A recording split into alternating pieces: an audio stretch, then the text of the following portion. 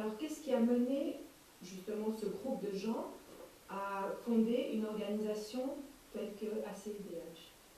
Effectivement, nous avons constaté, les fondateurs ont constaté que la plupart des actions où les activistes des droits de l'homme se basaient sur les questions de dénonciation, et nous avons pu se voulu spécifier dans le secteur de la justice, essayer de travailler avec toutes les personnes qui sont impliquées dans le secteur de la justice afin de lutter contre cette impunité, sinon à vraiment arriver à sensibiliser les politiques ou les personnalités du système judiciaire pour réduire cette impunité qui devient criante.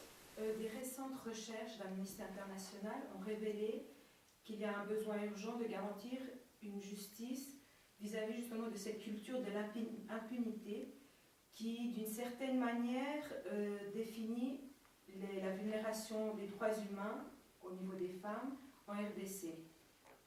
Est-ce que l'ACIDH pense qu'il y a une certaine manière de lutter justement contre ces interférences et ces menaces que peuvent souffrir les autorités judiciaires lors des procès de dénonciation à cause de violations justement des droits humains, pour faire en sorte que ces jugements puissent être indépendants et prononcés librement? Dans les actions contre l'impunité que mène la CIDH, c'est vrai, les défenseurs des droits de l'homme que nous sommes, notre travail c'est de dénoncer, d'aller vers les politiques, leur montrer les faits réels et les pistes des solutions. Et donc la décision de lutter contre l'impunité revient aux autorités. Nous, ce que nous faisons, ce sont des actions qui poussent à les mener à prendre des décisions, que ce soit les autorités judiciaires, que ce soit les politiques, en termes par exemple de prendre des lois, des nouvelles lois qui intègrent tous les principes du droit international, des droits humains, pour permettre à ce que le système judiciaire congolais soit à la hauteur de la défense des droits de l'homme.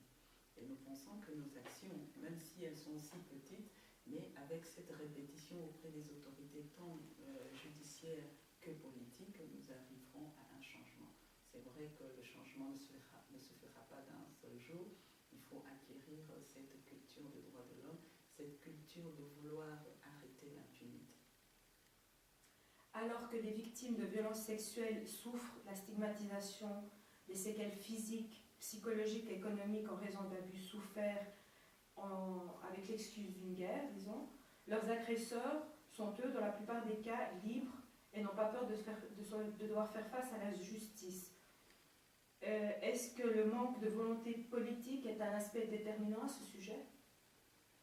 Le manque de volonté politique intervient parce qu'il faut prendre cette question dans la globalité. C'est vrai qu'il y a eu des jugements sur les cas de violence sexuelle, les cas de viol qu'il y a eu dans les régions où il y a eu la guerre, tout comme dans les zones ou les provinces où il n'y a pas eu de guerre. Il y a eu des jugements qui ont été rendus, des personnes qui ont été condamnées, qui ont été emprisonnées, et quelque temps après, elles ont été relâchées. Mais cela aussi n'est pas seulement une question de volonté politique, c'est une question aussi d'organisation de l'administration du système judiciaire. Parce que la réforme du système judiciaire englobe tous les aspects. Nous avons les aspects structurels, où il faut des nouvelles prisons avec des bonnes conditions pour maintenir ces personnes-là. Il faut les nourrir, il faut payer le personnel qui travaille là, il faut assez d'espace pour mettre toutes ces personnes. Alors il y a cette problématique-là. Bon, il y a aussi la problématique de la corruption qui facilite à ce que ces personnes qui sont condamnées ne sont pas emprisonnées. Et tout ça est dû à la mauvaise administration du système judiciaire. Alors, comment lutter de nos jours contre quelque chose de si complexe que la vulnération massive des droits humains pendant un conflit armé? C'est difficile de pouvoir asseoir un système judiciaire dans une zone où il y a des conflits armés. La première chose qu'il faut faire, c'est d'abord rétablir la paix, rétablir la sécurité, réorganiser tout le système judiciaire. En ce moment-là, on se met maintenant à administrer la justice pour les victimes de violences sexuelles. Parce que dans un conflit armé,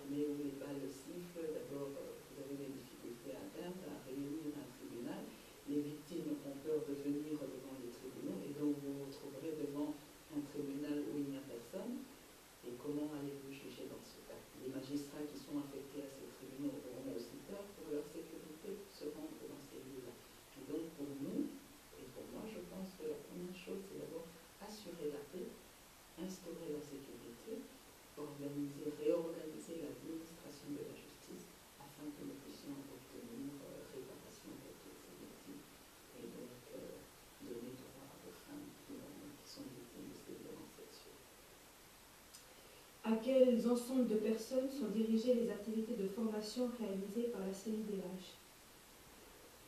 Nos activités de formation se basent, ne descendent vraiment pas à la base. Nous prenons une catégorie de personnes qui peuvent comprendre les lois, qui peuvent comprendre le système judiciaire pour pouvoir eux aussi à leur niveau expliquer à la communauté de base. Parce que nous n'avons pas assez de personnel pour descendre jusqu'à la base et lors des formations, nous prenons des gens dans des contrées où nous ne sommes pas présents pour leur donner les informations et le matériel de travail. Croyez-vous qu'il est conseillable de transformer, peut-être d'adapter et de transférer justement ces actions de formation à d'autres communautés où la violence sexuelle peut rester, par exemple, cachée, disons, mais qu'elle est quand même présente? Oui, je crois que c'est un moyen qu'on peut utiliser parce que ce n'est pas tout le monde qui lit en RDC, ce n'est pas tout le monde qui a la facilité d'avoir les documents. Et donc, les personnes que nous formons portent le message vers les autres.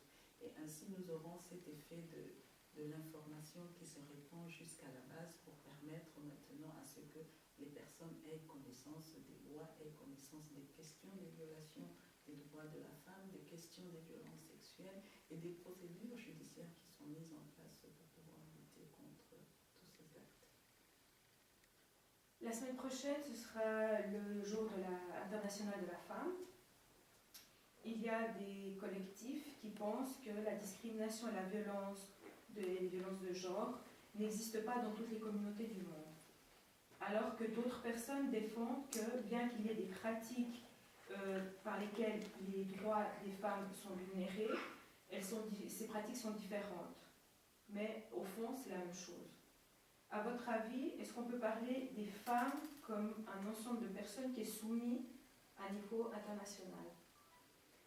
Quand vous lisez l'histoire des droits de la femme, vous allez remarquer, je crois que vous le savez, elle commence des générations bien avant. Il y a eu les Allemandes qui ont lutté, il y a eu des Américaines qui ont lutté, il y a les Françaises qui continuent à lutter parce que nous avons des cas de violences domestiques, de nombreuses femmes qui sont tuées en France pour des violences domestiques. Et donc la question du droit de la femme, des violations des droits de la femme est internationale. Elle ne s'adapte pas seulement à une région, c'est une question de culture. Quelle est la principale violation des droits humains que souffrent les femmes en RDC? À cette question, il est difficile de répondre, de pouvoir catégoriser. Je dirais, c'est vrai que nous avons une culture différente de la culture européenne. C'est vrai que la culture africaine diffère et qu'il y a le bon côté de la culture africaine, mais il y a des actes que nous déplorons. Par exemple, le cas où la femme n'est pas considérée entièrement comme une personne, non pas sur le plan de droit. Sur le plan de droit, c'est énoncé qu'il y a égalité. Elle a droit, comme l'homme, à une égalité de droit. Mais c'est sur le plan pratique, dans la culture, que cette égalité n'est pas considérée. À ce moment-là, nous devons tous changer les mentalités pour permettre aux gens de penser à l'égalité totale sur les droits. Parce que quand on parle en RDC de la question de l'égalité des droits, les hommes ou une partie de la société considère qu'on veut révolter la société. On veut révolter les femmes dans les ménages et tout ça. Mais non, on ne veut pas les révolter. On veut seulement leur apprendre que vous avez certains droits qui vous permettent d'acquérir une certaine égalité par rapport aux droits de l'homme. Nous avons par exemple le droit à l'éducation. Donc la jeune fille a le droit d'aller aussi à l'école comme le garçon. La femme a le droit de travailler aussi comme l'homme. Aujourd'hui, la situation économique devient difficile dans nos pays et donc l'apport et de la femme, l'apport financier et de la femme et de l'homme est très important pour l'avancement, l'entretien du ménage. Et nous avons même le code de la famille qui dit que le mariage, c'est entre deux hommes et l'apport que les deux époux apportent dans son ménage. Et donc l'apport de la femme aussi peut être fait par son travail. Les chiffres des violations sexuelles sont vraiment terrorifiques. Les données que nous avons chez Amnesty International sont de l'ordre de 17 400 cas entre 2007 et 2010. Est-ce qu'on peut penser que le viol est utilisé comme une arme de guerre? Il a été décrié que le viol est utilisé comme une arme de guerre à l'est du pays, effectivement la zone où il y avait la guerre. Ces actes sont décriés aujourd'hui parce qu'ils dénigrent complètement et totalement la femme. Et c'était aussi un moyen qui permettait à ces groupes armés d'assujettir les populations qui sont dans cette zone de l'Est où il y a eu des guerres. Et donc le viol a été vraiment utilisé comme une arme de guerre. Vous avez plusieurs rapports des Nations Unies, des différentes ONG internationales qui ont démontré qu'effectivement le viol a été utilisé comme une arme de guerre. Pourquoi la RDC est le pays d'Afrique où actuellement il y a le plus de cas de viol et de violations? Bon, je dirais que les violations des droits de l'homme sont dues à une insécurité qui a été établie. Nous l'avons remarqué depuis 1994, je parie, avec l'avènement de l'émigration, je peux dire l'émigration, quand la communauté internationale a demandé à ce que la RDC puisse ouvrir un couloir humanitaire pour les personnes qui fuyaient le Rwanda. C'est en ce moment-là qu'il y a eu cette instabilité totale. Et depuis lors, il y a cette instabilité totale à l'est du pays et qui fait que les luttes ou les conflits armés qu'il y a eu entre les différentes factions, qu'elles soient de la RDC, qu'elles soient étrangères, ça a causé une insécurité et un taux élevé de violations de droits de l'homme. Et si on considère aujourd'hui que la RDC et cette partie de l'Afrique où il y a des violations des droits de l'homme, c'est à cause des interférences des armées étrangères sur notre territoire. Et donc, si on arrivait à la cessation ou à l'arrêt complet de cette intervention ou de cette présence des armées étrangères sur notre pays, je crois que les violations des violences sexuelles faites aux femmes vont diminuer. Mais comment vont-elles diminuer? Parce que la question est encore très chaude. La question, c'est la convoitise des ressources naturelles. Et donc, tous ces pays qui viennent ont besoin de s'enrichir, ont besoin d'exploiter les ressources naturelles de notre pays illégalement. Et tant qu'on ne saura pas canaliser cela, tant qu'on ne saura pas gérer ou administrer cette question de ressources naturelles, ce sera difficile de pouvoir redresser. Aujourd'hui encore, on dit que la paix s'est installée à l'Est. C'est vrai qu'il n'y a plus de lutte comme dans le temps, mais il y a par moments des résurgences des groupes armés, et toujours pour la question de cerner ou de gérer les zones, les carrières minières.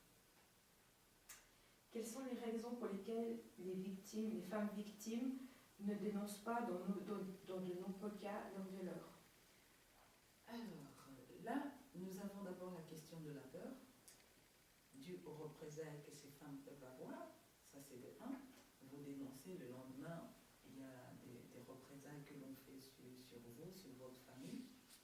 De 2, vous dénoncez, vous êtes déconsidéré de la société, et donc vous êtes abandonné. On vous considère comme quelque chose de très sale, et ça fait que la femme a honte et elle ne voudrait pas dénoncer cela. Et de 3, excusez-moi, il y a aussi le problème de distance, d'accessibilité à la justice. C'est vrai, il y a une femme est violée, on lui dit va en justice pour porter plainte, mais elle est à 20 km de l'endroit où se trouve le tribunal. Elle est sans ressources, donc c'est ce qui fait que c'est le 4e élément. Donc elle est pauvre, sans ressources financières, alors que la justice coûte cher, même si la loi de notre pays dit qu'on doit traiter les cas de viol ou de violence sexuelle avec sévérité, mais il y a implication de tous ces frais judiciaires que l'on doit payer. Et ça fait 4 raisons pour lesquelles les femmes ont difficile à plaindre: les raisons économiques, les raisons des des institutions judiciaires, que ce soit peut-être la police ou les parquets, la crainte des représailles et puis la honte au niveau de la communauté pour elle-même. Croyez-vous que la résolution 1888 du Conseil de la sécurité de l'ONU aide les femmes qui ont souffert, qui sont victimes de violations, d'obtenir justice, disons, que justice soit faite? C'est vrai que cette résolution, la RDC l'a prise en considération parce que nous avons le ministère du genre qui a défini une politique en matière de genre, une stratégie nationale de genre, et a défini aussi, a préparé aussi un plan d'action. Dans ce plan d'action, il y a l'aspect de l'accès à la justice. Et donc c'est tout un programme qui doit être mis en place. Et cette résolution fait partie des éléments qui ont été intégrés dans la stratégie nationale sur le genre et dans le plan d'action pour permettre effectivement de faire obtenir à toutes ces femmes réparation. Parce que dans toute action qui est faite, que ce soit les institutions des Nations Unies, il faudrait l'intégrer dans le système soit judiciaire de notre pays pour que ça ait des effets au plan national. Alors, que devraient faire les organisations des droits humains pour essayer d'en finir, disons, avec ces agressions terribles que souffrent les femmes? Les défenseurs des droits de l'homme et les organisations des droits de l'homme ont comme seul moyen, c'est la sensibilisation, les actions de plaidoyer, les actions de rappel à l'autorité politique, à l'autorité administrative, de pouvoir mettre en place une politique d'abord pour lutter contre l'impunité, de mettre en place les moyens de cette politique afin de pouvoir éradiquer cette impunité. Et donc, à nous-mêmes, en tant qu'ONG ou défenseurs des droits de l'homme, nous ne pouvons pas. Donc, notre action doit être faite en collaboration avec les autorités. De notre part, nous n'avons que la dénonciation, la présentation des faits au niveau de la société, que nous voulons que les dirigeants aient cette situation pour définir une politique conséquente. Alors, votre organisation réalise-t-elle ou a-t-elle un programme concernant la prévention des agressions sexuelles et de sensibilisation vis-à-vis de la population en général, concernant les droits de la femme et l'égalité des genres? Nous avons, comme je l'ai dit en tout début, nous avons 4 programmes. Et dans le programme des droits de la femme, c'est dans ce programme que nous faisons la sensibilisation. Et la sensibilisation est un moyen d'information. Parce que c'est quand on a l'information qu'on peut prévenir maintenant. Parce qu'il est difficile de prévenir sans information. Et donc, il faut informer la population qui ignore ses droits sur les questions des violences basées sur le genre, des violences sexuelles et des procédures à mener lorsqu'elles se retrouvaient dans de telles situations. Et donc, notre organisation fait plus de la sensibilisation pour prévenir cela. Et si elle ne peut pas prévenir, mais permettre à celles qui sont déjà victimes d'obtenir réparation. Et donc, nous recevons au sein de notre organisation des victimes de viol. Nous engageons des procédures. Si elles ont déjà engagé des procédures et qu'elles nécessitent une assistance, nous le faisons. Merci beaucoup. Je vous en prie.